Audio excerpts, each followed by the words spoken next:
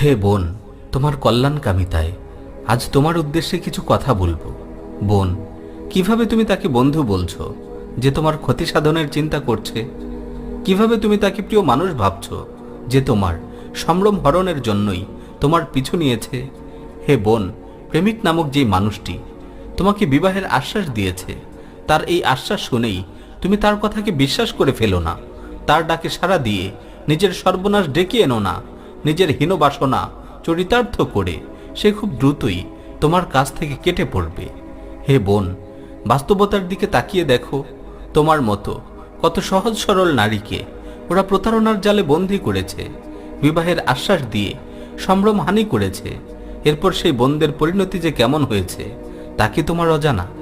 আজ পত্রিকার পাতা খুললেই দেখা যায় এমন কত বোনের রক্তাক্ত লাশের ছবি।